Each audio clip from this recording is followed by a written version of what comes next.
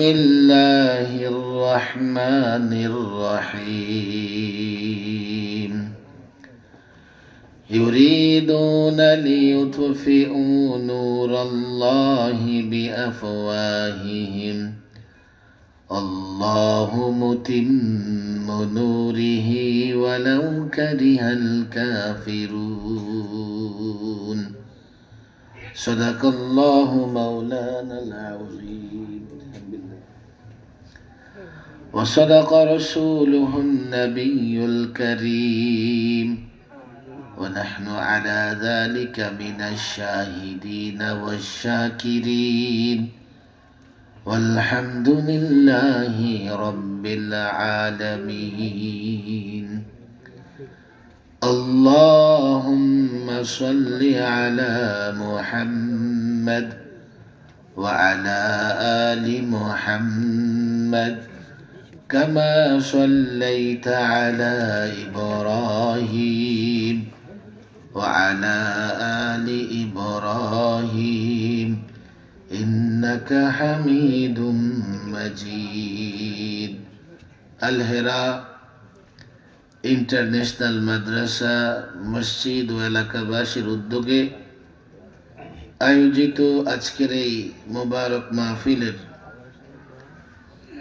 মোহতারাম সভাপতি জনাব হাজী ইউসুফ আলী বাবু, মাদ্রাসা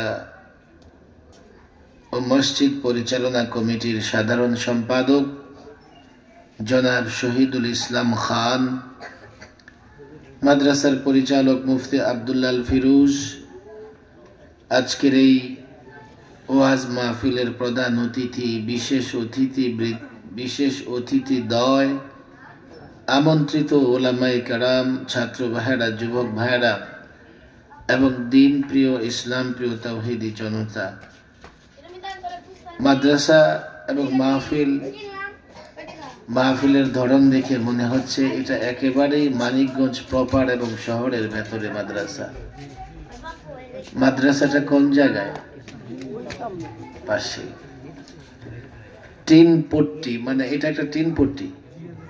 কেন শহরে কোনো মাঠ নাই? এই যে টিন পট্টিতে মাহফিল তো হচ্ছে বটে, লোকজন আসলে মাঠে প্রোগ্রাম না হলে বসতে চায় না। ভেতরে না হতো, মাঠে হইতো, বাহিরের মাইক বন্ধ করে 1টা পর্যন্ত মাহফিল চালানো যেত। আমি ইদানিং এটা বড় খেয়াল করি, নিজেই ভুক্তভোগী। রাত 12টার পরে আমার বাসার সামনে কেউ একটা মাইক ফিট করে রাখলে আমার কত কষ্ট হবে। আবার আমরা একটু জোরে আওয়াজ দিয়ে ওয়াজ করে থাকি, এটা আরো বেশি কষ্টকর, ভয়ঙ্কর আওয়াজ হবে চিল্লান দিলে, মানুষের জন্য কষ্টের কারণ হয়। ওয়াজ বেশি খুব দরকার আছে এমনও নয়, 2-4টা কথা যা হয় এগুলোর উপর আমল করা বেশি দরকার। কথা ঠিক না ভাই? ঠিক। আমি খুব বেশি কষ্ট দেব না, এরপরেও আধা ঘন্টা স্বাচ্ছন্দ্যে মাহফিলে বসে থাকবো তো ইনশাআল্লাহ। আমার আওয়াজ কি পেছনে যায়? বুঝতে পারতেছি না, পেছন থেকে হাত উঠান দেখি। আওয়াজ যায় পেছনে? যায় কি যায় না? পেছনে তো কোনো দেখা যাচ্ছে না, মাইক আছে উপরে, মাশাআল্লাহ। হ্যাঁ, সাউন্ড সিস্টেম একটু ক্লিয়ার করা লাগবে। এটা হচ্ছে না আওয়াজ? আছে, খুব বেশি ক্লিয়ার না। আচ্ছা, ওইটাতে এটা ক্লিয়ার, এটা একটু সমস্যা। আচ্ছা, পেছনে যারা আছেন আওয়াজ কি বোঝা যায়? ও, তাহলে এদিকে একটু সমস্যা না? দেখো এটাকে ঠিক করা যায় কিনা। উপরের দিকে এই জন্য হচ্ছে না। ঠিক আছে, মাশাআল্লাহ। আল হেরা ইন্টারন্যাশনাল মাদ্রাসা, সম্ভবত এটা প্রাইভেট মাদ্রাসা। 3 জন হাফেজে কোরআন হয়েছে এবার। যাই হোক, দ্বীনি প্রতিষ্ঠান হিফজুল কোরআন যেখানে সম্পূর্ণ করা হয়, এমন একটা প্রতিষ্ঠানের মাহফিলে আল্লাহ তাবারক ওয়া তাআলা আসার তৌফিক দিয়েছেন। সকলেই অন্তর থেকে কালিমাতুশ শুকর উচ্চারণ করি, বলে আলহামদুলিল্লাহ, আল্লাহু আকবার। সকলে একটু আওয়াজ করে আল্লাহু আকবার। আশেপাশে তো 3 পট্টি, আবাসিক এলাকা তো নাই, একটু দূরে আছে, আওয়াজটা একটু বাড়াইতে হবে তাহলে। আল্লাহু আকবার। এত লোকজন কিন্তু আওয়াজ নেই কেন? এই পিচ্ছিদের আওয়াজ বড় হয়। যদি কষ্ট হয় আধা ঘন্টার চেয়ে কমাইয়া দিব, একটু আমার সঙ্গেও আপনাদের ওয়াজ করা লাগবে। বলেন আল্লাহু আকবার।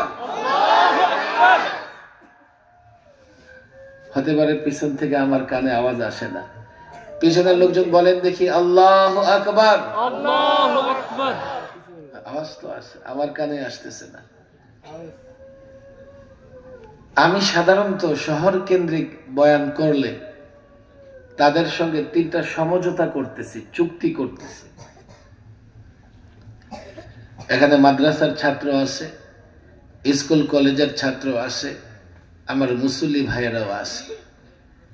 3টা সমঝোতা, 3টা চুক্তি করতেছি। ওয়াজ এবার করতেছি না, বলতেছি ওয়াজ করব 27-28-এ গিয়া। এখন চলতেছে কত? 25। কত? 26-এ ওয়াজ হবে না, ওয়াজ হবে 27-28-এ গিয়া। বলে হুজুর এখন তাহলে কি হবে? এখন সাধারণ যুবকদের, আলেম ওলামাদের সঙ্গে একটা সমঝোতা হওয়া চাই, একটা ঐক্য হওয়া চাই, বা বলতে পারেন একটা চুক্তি হওয়া চাই। না হলে হবে কি, গত 16 বৎসর একদল আলেমদের পিটাইছে, মারছে, জেলে বন্দি রাখছে। কথা ঠিক না বেঠিক? যদি চুক্তি সমঝোতা না হয়, আবারও আলেমদের লম্বা সময় জেলে থাকা লাগবে, মার খাওয়া লাগবে। অথচ আমাদের অপরাধটা কি, আমাদের ভুলটা কি, করেছে কি, অভিযোগ কি আমাদের বিরুদ্ধে, এগুলো বারবার আমরা জিজ্ঞেস করে জানতে চেয়েছি। যারা আমাদের উপর জুলুম করেছে কোনোদিন এর সদুত্তর দিতে পারে নাই। এই জন্য আমি বলি ওয়াজ তো হবেই, ওয়াজ চলবে, মাহফিলও চলবে। ইসলাম না থাকলেও মাহফিল চলবে। কেমন কথা? যারা আমাদের জেলে ভরছে ওরাও মাহফিল করাইছে। কথা ঠিক না বেঠিক? পৃথিবীতে নানা ধর্মের লোকজন বসবাস করে, নানা ধর্মের স্লোগান দেয়। ধর্মগুলো তো বাতিল, কিন্তু সেই ধর্মের কিছু আনুষ্ঠানিকতা আছে, অনুষ্ঠান নির্ভর ধর্ম পালন করে। আমাদেরও দেখা যাবে এক সময় ইসলাম নাই, তবে কিছু অনুষ্ঠান আছে। যদিও ওয়াজ মাহফিল অত্যন্ত গুরুত্বপূর্ণ একটা কর্মসূচি বা কাজ। কেন? যুগে যুগে সকল পয়গম্বরগণ ওয়াজ নসিহতের মাধ্যমে দিন প্রচার করেছেন। সেই ওয়াজ মাহফিল যদি লক্ষ্য উদ্দেশ্য না থাকে, তো সেটার দিন ইসলাম থাকে না। যেমন আজকাল ওয়াজ মাহফিল সার্কাসে পরিণত হয়েছে। ভাইরাল একজনকে ডাকো, সার্কাস বানাও, না দিন আসে, না ইসলাম আছে, না কোরআন শোনারা আলোচনা আছে। আমরা যখন লম্বা সময় মেহমানখানায় ছিলাম তখনও ওয়াজ চলেছে। ওয়াজ চলবে, চলা উচিত, এটা একটা সংস্কৃতি, চলা উচিত। তবে যে এই ওয়াজ মাহফিল গুলোকে সঠিক দিন পৌঁছানোর কাজে লাগায়, এটা তার জন্য গুরুত্বপূর্ণ। আর কেউ যদি সার্কাস বানায়, সওয়াব তো হবে না, উল্টো গুনাহ হওয়ার আশঙ্কা আছে। কথা ঠিক না বেঠিক? যাই হোক, আজকে মানিকগঞ্জের শহরের লোকজন, আপনারা মাদ্রাসার ছাত্র, আমি জানি না কলেজ স্কুলের কারা কারা আছেন। কলেজ স্কুলের কোন ছাত্র কি এখানে আছে? মাশাআল্লাহ, অনেক ছাত্র আছে, হাত নামান। মাশাআল্লাহ, মাশাআল্লাহ। আমি লম্বা সময় নেব না, 15 মিনিট একটু আমার কথাগুলো মনোযোগ দিয়ে শোনেন, এরপরে আপনাদের মন যা চাই তাই করেন। হুজুর কেন সমঝোতা লাগবে? সমঝোতা এই জন্যই লাগবে, আমি দিনের একটা কথা বলি, আমি ইসলামের একটা কথা বলি, আপনার বুঝে আসে নাই তো আমার বিরোধিতা করেন। অথচ এই কথাগুলো আমি আপনার কল্যাণের জন্যই বলছি। যদি সমঝোতা না হয়, তো দেখা যাবে সাধারণ মানুষ আলেম বিরোধী, আলেম বিদ্বেষী হয়ে যাবার কারণে সাধারণ মানুষের ঈমান হেফাজতের কোনো রাস্তা থাকবে না। একজন সাধারণ মানুষ কিভাবে তার ঈমান হেফাজত করবে? সে তো কোরআন জানে না, হাদিস জানে না। কোরআন হাদিস না জানলে ইসলাম কোত্থেকে জানবে? আলেমের উপর যদি শ্রদ্ধা ভক্তি থাকে, আলেম কোরআন সুন্নাহর কথাগুলো মাতৃভাষায় যখন বুঝিয়ে দিবে, ঈমান ইসলাম হেফাজত করতে পারবে। এই জন্য একজন সাধারণ মানুষ যত বড় চেয়ারেই বসুক না কেন, যত বড় লোকই হোক না কেন, যত দামি ব্যক্তি হোক না কেন, আলেমদের শরণাপন্ন না হলে ঈমান হেফাজত করতে পারবে না।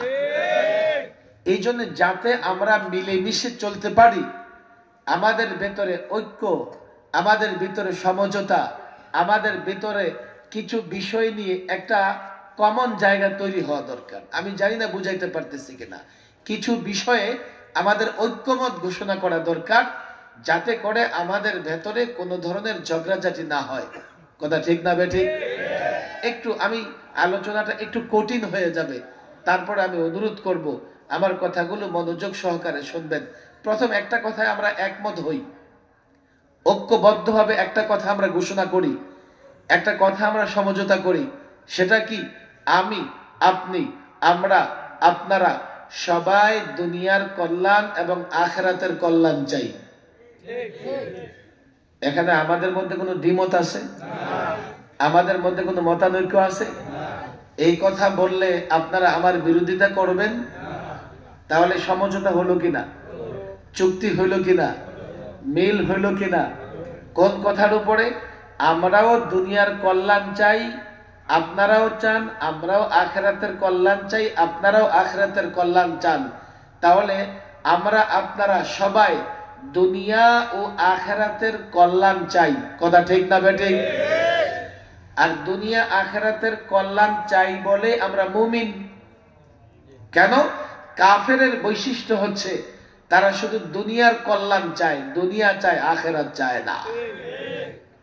কোরআনুল কারীমে দীর্ঘ আলোচনা এসছে, সূরাতুল বাকারা আয়াত নাম্বার 200। আমি তাফসীর করব না, বাড়িতে গিয়ে মিলায় নেবেন।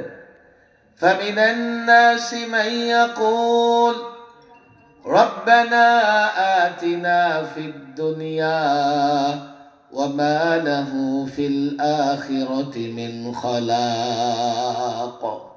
কোরআন বলছে একদল আছে এমন যারা বলে, রব দুনিয়া দাও, দুনিয়া দাও, দুনিয়া দাও। আল্লাহ বলছেন কেউ যদি দুনিয়া চায়, গ্যারান্টি নাই, পেতেও পারে, নাও পেতে পারে। তবে গ্যারান্টি সহকারে বলা যায় সে আখিরাত পাবে না। দুনিয়া পেতেও পারে, নাও পেতে পারে। অনেকে দুনিয়ার জন্য মেহনত করে, শ্রম দেয়, গ্যারান্টি নাই, বড়লোক হতেও পারে, নাও হতে পারে। আপনারা শহর এলাকার মানুষ, দুই ব্যক্তি পাশাপাশি দোকান দিয়েছে, একজন দোকানদারি করে দেউলিয়া হয়ে গেছে, ঋণী হয়ে গেছে, আরেকজন এক দোকান থেকে আরেক দোকান, 3 নাম্বার 4 নাম্বার দোকান, 2-4-5 বছর পরে লাখপতি, করোড়পতি হয়ে যায়। কথা ঠিক না বেঠিক? দুনিয়া চাইলে দুনিয়া পেতেও পারে, নাও পেতে পারে, কিন্তু শুধু দুনিয়া চাইলে সে আখিরাত পাবে না। 2 নম্বর, দ্বিতীয় দল বা দ্বিতীয় শ্রেণী কারা? ومنهم من يقول ربنا آتنا في الدنيا حسنة وفي الآخرة حسنة وقنا عذاب النار। এই দল সম্পর্কে যারা বলে আল্লাহ দুনিয়ার কল্যাণও দাও, আখিরাতের কল্যাণও দাও, আগুন থেকে বাঁচাও, তাদের সম্পর্কে ঘোষণা কি? উলাইকা লাহুম নাসীবুম মিম্মা কাসাবু আল্লাহু সারিউল হিসাব। এই শ্রেণী যারা দুনিয়া আখিরাতের কল্যাণ চাইবে, আল্লাহ বলেন তারা দুনিয়া আখিরাতের জন্য যতটা মেহনত করবে অতটাই তারা পেয়ে যাবে। বুঝবার চেষ্টা করেন। এই জন্য আমরা দ্বিতীয় গ্রুপের মানুষ, আমরা দুনিয়ার কল্যাণ চাই, আখিরাতেরও কল্যাণ চাই। কথা ঠিক না বেঠিক? মনে রাখবেন, কিন্তু পরে আবার একটু পরে উল্টাপাল্টা করতে পারবেন না। একটা কথায় স্কুল, কলেজ, ইউনিভার্সিটি, মাদ্রাসার ছাত্র, মুসলমান মাত্রই সবাই একমত, আমরা দুনিয়া আখিরাতের কল্যাণ চাই। কথা ঠিক না বেঠিক? 2 নম্বর সমঝোতা, খেয়াল করেন, দুনিয়া আখিরাতের কল্যাণ কোন পথে আসবে? দুনিয়া আখিরাতের কল্যাণ কোন পথে আসবে? চাই তো ঠিক আছে, কিন্তু আখিরাত এবং দুনিয়ার কল্যাণের জন্য কোন পথ পন্থা অবলম্বন করার দরকার আছে না নাই? না শুয়ে থাকলে কল্যাণ মুখে আসতে থাকবে? এখন দুনিয়া আখিরাতের কল্যাণ কোন পথে আসবে? স্কুল কলেজের ছাত্র আসে এখানে, তারা বলবে হুজুর ডেমোক্রেসি, গণতন্ত্র। কেন? এখনকার পৃথিবীতে সবাই শুধু ডেমোক্রেসি আর গণতন্ত্রের কথা বলে। আরেক দল বলবে হুজুর না সেকুলারিজম, ধর্ম নিরপেক্ষতা অবলম্বন করলে দুনিয়া আখিরাতের কল্যাণ চলে আসবে। আরেক দল বলবে না হুজুর সোশ্যালিজম, সমাজতন্ত্র প্রতিষ্ঠা করতে পারলে কল্যাণ আসবে। আরেকজন বলবে না ন্যাশনালিজম। তবে হ্যাঁ, এই কথাগুলো যদি তারা বলে যারা শুধুমাত্র দুনিয়া চায়, তাদের সঙ্গে আমার কোনো বিতর্ক নাই। চাই দুনিয়া, সুতরাং তাদের ফর্মুলা কি হলো সেটা আমার দেখবার দরকার নাই। আপনারা যারা আমার সঙ্গে প্রথম একটা সমঝোতা করেছেন, আপনাদের কাছে আমার প্রশ্ন, দুনিয়া আখিরাতের কল্যাণ কোন পথে আসবে? ডেমোক্রেসির পথে, সেকুলারিজমের পথে, সোশ্যালিজমের পথে, ন্যাশনালিজমের পথে? আল্লাহর কসম কোনোদিন নয়। দুনিয়া আখিরাতের কল্যাণ আসবে ইসলামের পথে। 2 নম্বর সমঝোতা দেখেন, পরে বলবেন না যে হুজুর উল্টা পাল্টা বলছেন আমরা বুঝি নাই। আবার বলেন, আবারও বলি, দুনিয়া আখিরাতের কল্যাণ কোন পথে আসবে? বলেন কোন পথে? বলে কোন পথে? আরো জোরে কোন পথে? তাহলে এই জায়গায় আমরা সবাই একমত। কলেজের ছেলেরা একমত, মাদ্রাসার ছেলেরা তো আগে থেকে একমত, ব্যবসায়ীরা একমত যে দুনিয়া আখিরাতের কল্যাণ আসবে ইসলামের পথে। দুনিয়া আখিরাতের কল্যাণ আসবে কোন পথে? না ডেমোক্রেসির পথে, সেকুলারিজমের পথে? এগুলো দিয়ে একটা আখিরাতের কল্যাণ তো দূরের কথা, দুনিয়ার কল্যাণ হতে পারে এমন গ্যারান্টি নাই। বলে হুজুর এটা কেমনে বলেন? এই বাংলাদেশ 53 বছরের বাংলাদেশে এই 4টা ইজম, 4টা মতবাদ, 4টা মতাদর্শ, বা আপনি বলতে পারেন এই 4টা ধর্মের নাম হাজারবার শুনেছি। একদল ডেমোক্রেসি বলতে বলতে মুখ দিয়ে ফনা তুলে ফেলে, আর একদল সেকুলারিজম বলতে বলতে জীবন দিয়ে দেয়, আরেকজন সোশ্যালিজম সমাজতন্ত্রের কথা বলে হাতুড়ি কাঁচি নিয়া মাঠে ময়দানে ইউনিভার্সিটির আশেপাশে সর্বত্র ঘুরে বেড়ায়, আরেক দল ন্যাশনালিজমের কথা বলে। এই 4টা ইজমের কথা বলে ঘুরে ফিরে বাংলাদেশ পরিচালিত হয়েছে। কেউ ডেমোক্রেসির কথা বলে, কেউ ন্যাশনালিজমের কথা বলে, আবার কেউ বা সেকুলারিজমের কথা বলে। বাংলাদেশ 53 বছর কেউ সরকারে থেকে, কেউ বিরোধী দলে থেকে, কেউ সরকারের সহযোগী হয়ে, কেউ সরকারের বিরোধী হয়ে বাংলাদেশে রাজনীতি করেছে। 53 বছরের বাস্তবতা হচ্ছে এই 53 বছরে ক্ষমতা ধরে রাখবার জন্য, এই 53 বছরে ক্ষমতায় যাবার জন্য এতটা সংঘাত হয়েছে, এত লাশ পড়েছে, কোন দেশের যুদ্ধেও এতটা লাশ পড়ে না।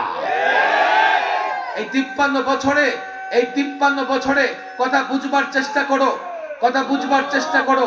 এই 53 বছরে এই তন্ত্র মন্ত্র দিয়ে বাংলাদেশ পরিচালিত হবার কারণে দাঙ্গা, গন্ধ, গান্দা রাজনীতি, দ্বন্দ্ব, ফাসাদ, ঝগড়াঝাটি করবার কারণে এতটা জনগণের সম্পদ বিনষ্ট হয়েছে, এত গাড়ি ভাঙচুর হয়েছে, জাপান বছরে এত গাড়িও বানায় না। কিসের তন্ত্র মন্ত্র? হুজুর আপনি কি বলেন এগুলো উল্টা। আমি যখন এই তন্ত্র মন্ত্র নিয়ে সমালোচনা করি, আমার কলেজের ভাইটা বলবে হুজুর আপনি মনে হয় ধর্মান্ধ। আবার কি বলবে, আপনি একটু মৌলবাদী মৌলবাদী টাইপের কথা বলেন, আপনি মনে হয় সাম্প্রদায়িক, না না না আপনি মনে হয় জঙ্গিবাদী, উগ্রবাদী। আমরা ইসলামের কথা বলি, এই তন্ত্র মন্ত্রগুলোর কথা বলি না। এই জন্যই তো আমাদের মৌলবাদী বলা হয়, এই জন্যই তো আমাদের সাম্প্রদায়িক বলা হয়।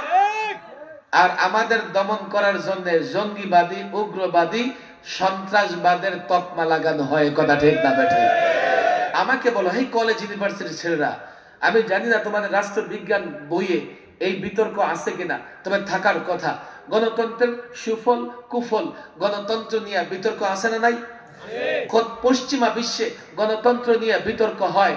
ধর্ম নিরপেক্ষতা নিয়ে, যে ইউরোপে ধর্ম নিরপেক্ষতার সূচনা, সেই ইউরোপে ধর্ম নিরপেক্ষতা নিয়ে বিতর্ক হয়েছে। সবার আগে এ নিয়ে বিতর্ক আপত্তি উত্থাপন করেছে খ্রিস্টান পাদ্রীরা।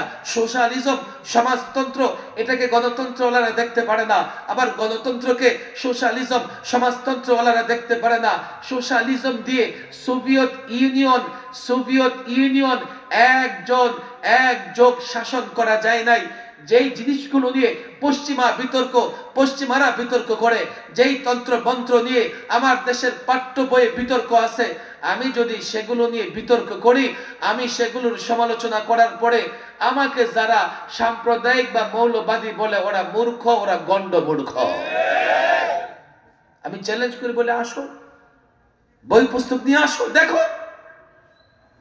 এগুলো দিয়ে শান্তি আসবে না, দুনিয়া আখিরাতের কল্যাণ আসবে ইসলামের পথে। কোনো সন্দেহ আছে?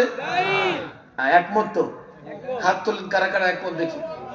মাশাআল্লাহ, সবাই তো একমত। রাখেন, সময় বেশি নাই, দ্রুত কথা বলি। 3 নাম্বার সমঝোতা। এই ইসলাম ভালো করে বুঝবেন, এই ইসলাম বা পরিপূর্ণ ইসলামের কথা ওলামায়ে কেরাম নির্ভয়ে বাধাহীন ভাবে বলবে। বলবে না? পিছনের লোকেরা কি বলে? বলবে না? দুনিয়া আখিরাতের কল্যাণ চাই কি চাই না? কল্যাণ আসবে কার পথে? সে ইসলামের কথা আলেমরা বলবে না লুকোচুরি করবে? আলেমরা বলবে না লুকায় রাখবে?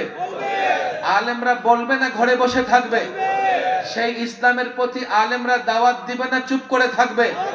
সে ইসলাম আলেমরা প্রতিষ্ঠা করার চেষ্টা করবে না ঘরে বসে থাকবে? এখন যদি আলেমরা সেই ইসলামের কথা বলে আপনি আপনার দলের বিরুদ্ধে যে আলেমদের মাথা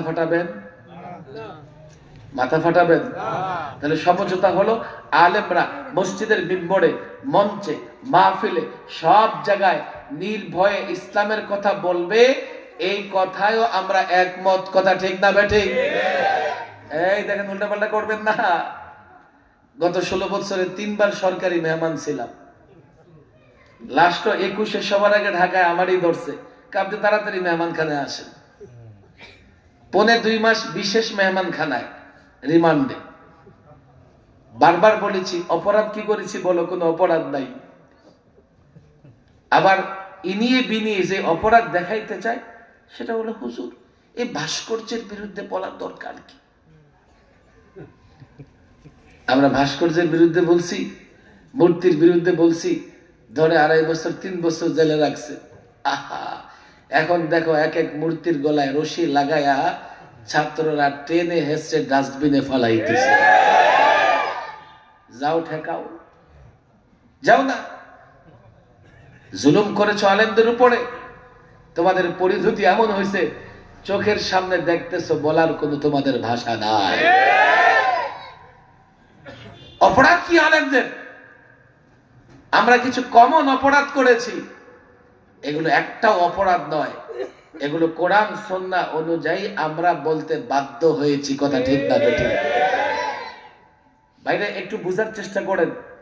একজন আলেম মূল আলোচনায় গেলে লম্বা সময় লাগবে, অনেক ফজিলতের অধিকারী, মর্যাদার অধিকারী, কিন্তু সে আলেমের কিছু দায়িত্ব আছে। এর মধ্যে আলেমের মূল একটা দায়িত্ব, মৌলিক দায়িত্ব হচ্ছে আমর বিল মারুফ নাহি আনিল মুনকার। লোকদেরকে সৎ পথে আহ্বান করতে হবে, অসৎ পথ থেকে নিষেধ করতে হবে। এই কাজ যদি কোনো আলেম না করে, আল্লাহ তাবারক ওয়া তাআলা তার ব্যাপারে কঠোর বাক্য উচ্চারণ করেছেন। এই জন্য একজন আলেম বাধ্য, তাকে লোকদেরকে সৎ পথে আহ্বান করতেই হবে, অসৎ কাজ থেকে নিষেধ করবে। এটা আলেমের দায়িত্ব। অন্যদিকে আপনারা একমত হয়েছেন যে আলেমরা ইসলামের কথা নির্ভয়ে বাধাহীন ভাবে বলবে। একমত তো? আলহামদুলিল্লাহ। ভিন্ন একটা সমস্যা দেখা যায়, হুজুর বলেন না, অসুবিধা কি? তোমরা কথা বলো না, এই 10-15 মিনিট বসো, আমি সামনে কিছু সিপাহী বসছে তো, বসো। আচ্ছা তুমি যাও, ইমার্জেন্সি হলে যাও। বাবা যাবা? আচ্ছা বসো 10 মিনিট বসো। সমস্যা হুজুর আপনারা থাকেন না মসজিদে মাদ্রাসায় বসে আল্লাহ বিল্লাহ করেন, সমস্যা কি? থাকেন। আপনাদের রাজনীতি দরকার কি? কোরআনে কি রাজনীতি আছে? খেয়াল করেন, আমি তার একটা প্রশ্ন করি বিনীত ভাবে, ভাই তুই মুসলমান না? আমি মুসলমান। তাহলে কোরআনের রাজনীতি না থাকলে তুমি একজন মুসলমান রাজনীতি কেমনে করো? একজন মুসলমান কি কোরআনের বাইরে গিয়ে কিছু করতে পারে? কোরআনে যদি রাজনীতি না থাকে তুমি রাজনীতি করো কেন? আরে কথা ঠিক না ভাই? বলবে কি হুজুর আমরা তো নোংরা রাজনীতি দেখেন নাকি? আরে ভাই নোংরা রাজনীতি কেন করো? নোংরা রাজনীতি কেন করো? আর নোংরা রাজনীতি কোরআনে থাকবেই বা কেন? কোরআনে রাজনীতি নাই, রাসূলুল্লাহ রাষ্ট্র চালিয়েছেন, কথা ঠিক না বেঠিক? রাষ্ট্র চালান নাই? হযরত আবু বকর, হযরত ওমর, হযরত ওসমান, হযরত আলী। আরে তোমরা কি ঘোড়ার ডিম রাষ্ট্র চালাও? এখন হিন্দুরাও হযরত ওমরের শাসনের কথা বলে, কথা ঠিক না বেঠিক? এই যে কি দিল্লির এক মুখ্যমন্ত্রী তো মনে হয়, কি নাম যেন তার, কেজরিওয়াল, একদিন তার বক্তৃতায় বলতেছে ওমরের মতো রাষ্ট্র শাসন করবে। উমাইয়ারা রাষ্ট্র শাসন করেছে 100 বছর প্রায়, আব্বাসীয়রা শাসন করেছে প্রায় 600 বছর, ওসমানীয়রা শাসন করেছে, মোগলরা শাসন করেছে, 1000 বছর কোরআন দিয়ে রাষ্ট্র পরিচালিত হয়েছে। আর তুমি বলো কোরআনে রাজনীতি নাই? আসলে তোমার মাথায় কোরআনই নাই, কথা ঠিক না? কোরআন থাকলে তো বুঝবা রাজনীতি আসে না নাই।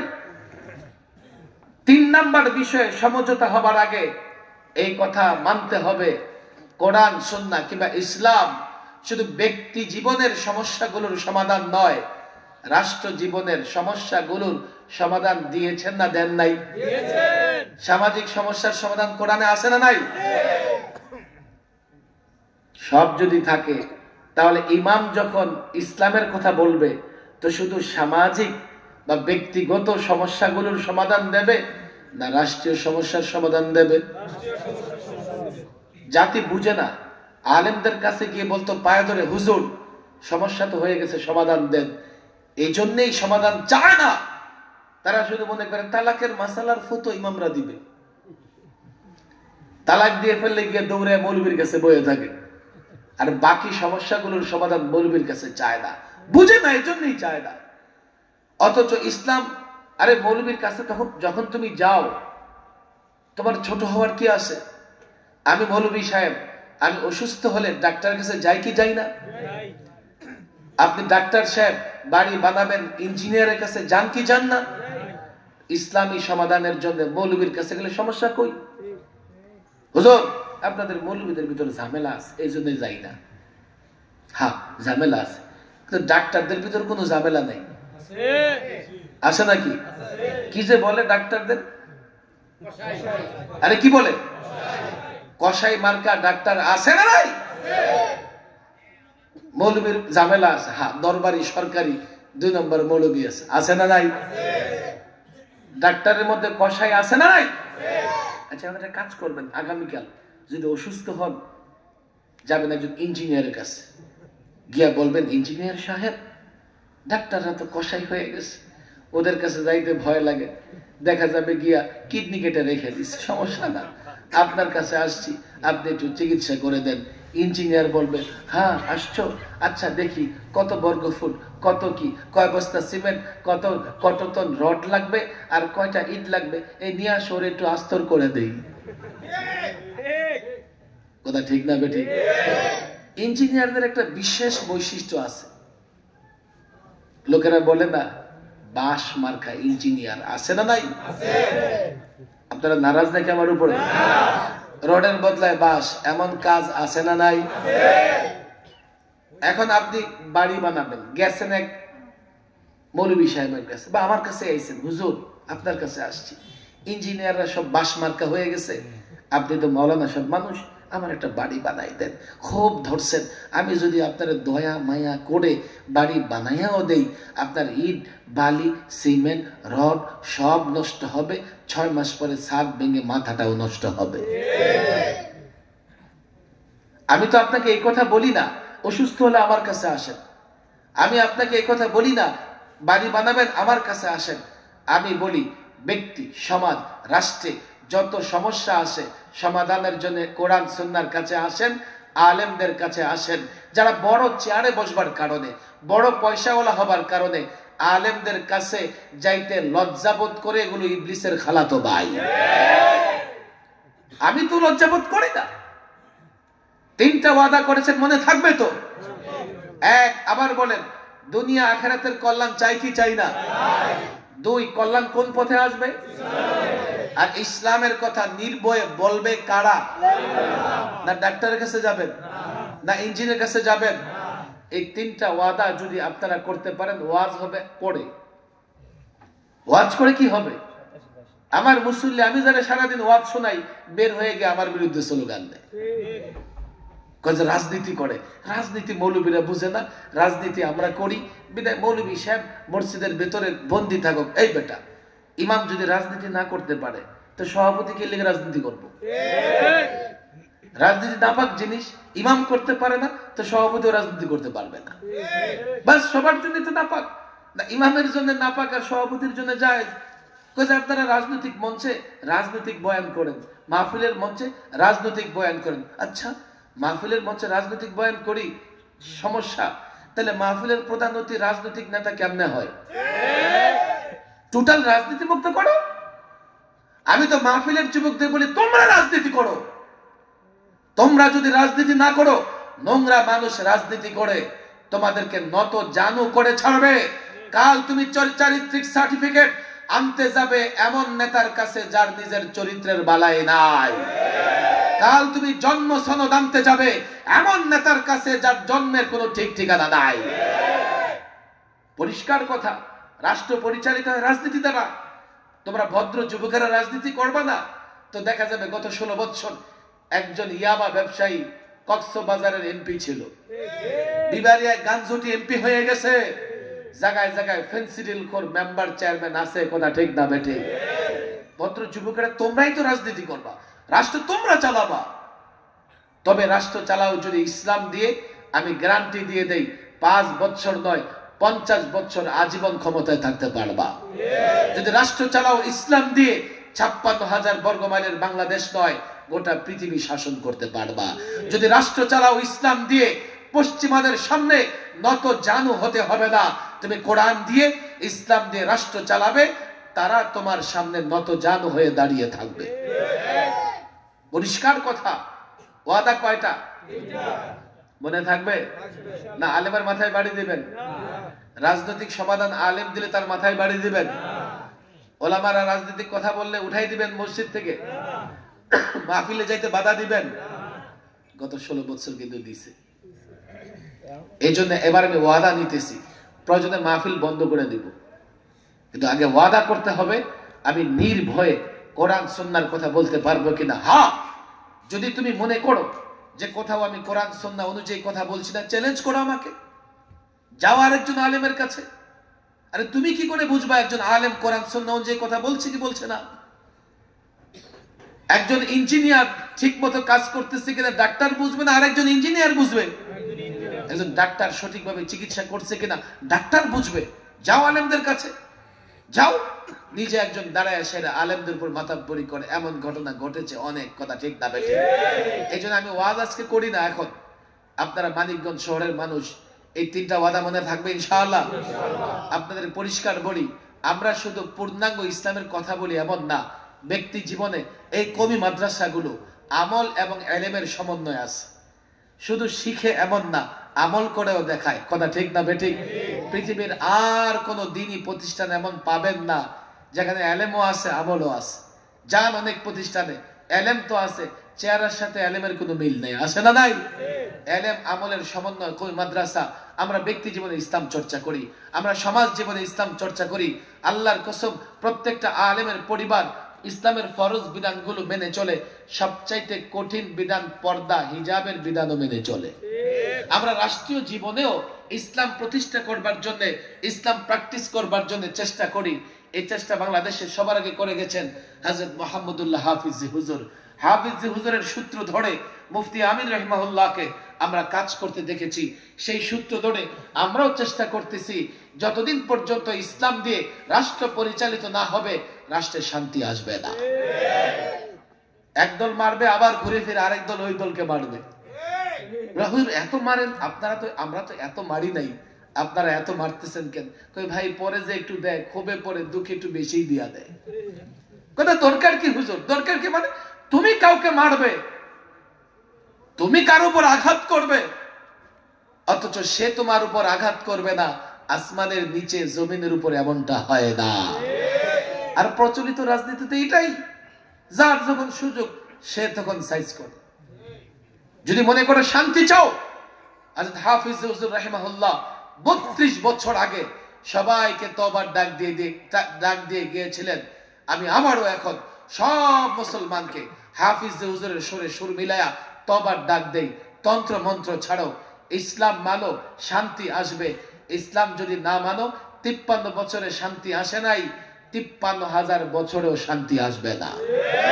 হাফিজ হুজুরের সেই সিলসিলা, সেই সূত্র ধরে আমরা যদি ব্যক্তি, সমাজ, রাষ্ট্রে সর্বত্র ইসলাম প্রতিষ্ঠার কাজ করি, আমাদের সহযোগিতা করবেন তো ইনশাআল্লাহ? কারা কারা সহযোগিতা করবেন? ওয়াদা কার সঙ্গে হচ্ছে?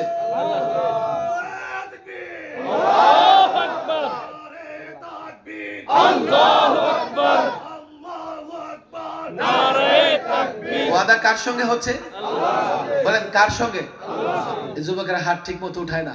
যারা যুবক আছো 2 হাত উঠাও, শাস্তি তোমাদের এটা। ওয়াদা কার সঙ্গে? আমরা যদি পূর্ণাঙ্গ ইসলাম প্রতিষ্ঠায় কাজ করি, আমাদের সহযোগিতা করবেন ইনশাআল্লাহ? না মাথায় বাড়ি মারবেন? করবেন তো ইনশাআল্লাহ? পাক্কা ওয়াদা? এই ওয়াদা করছি সমঝোতা কয়টা করার পরে? মনে থাকবে তো? কয়টা সমঝোতা করার পরে? কয়টা সমঝোতা করার পরে? হাত নামান। আল্লাহ তাবারক ওয়া তাআলা তৌফিক দান করুন। আমি বিশেষ করে উলামায়ে কেরাম, মাদ্রাসার ছাত্রদের সহযোগিতা চাই। বড় রিক্সের উপরে 16টা বছর 3 বার সরকারি মেহমানখানায় থাকার পরেও দেখো, শুধু তোমরা দালাল বলবা, কিংবা তোমরা হিম্মত হারিয়ে ফেলবা, কিংবা আমরা তোমাদের হাতে ইসলামের ঝান্ডা তুলে দিতে পারবো না, এই ভয়ে জুলুম সহ্য করেছি। একদিনের জন্যও তাগুতের কাছে মাথা নত করে নাই। এখন সময় এসেছে আমরা ইসলামের ঝান্ডা তোমাদের হাতে তুলে দিতে চাই। তোমরা ইসলামের ঝান্ডাকে উঁচু করে ধরে রাখবে। এই ইসলামকে ব্যক্তি, রাষ্ট্র, সমাজ সব জায়গায় প্রতিষ্ঠা করবে। আমাদের হাফিজ হুজুর পথ দেখিয়ে গেছেন আমাদেরকে। আমরা মুফতি আমির রাহিমাহুল্লাহর হাতে তরবিয়ত পেয়েছি। আমি মনে করি তোমরাও যদি এই কাজ আমাদের নেতৃত্বে, আমাদের মাথা হাতে করো, ইনশাআল্লাহ আকাবিরদের আমানত তোমাদেরকে আমরা বুঝাই যেতে পারবো। আল্লাহ তাবারক ওয়া তাআলা তৌফিক দান করুন। সকলে দুরূদ শরীফ পড়েন, দুরূদ শরীফ পড়েন।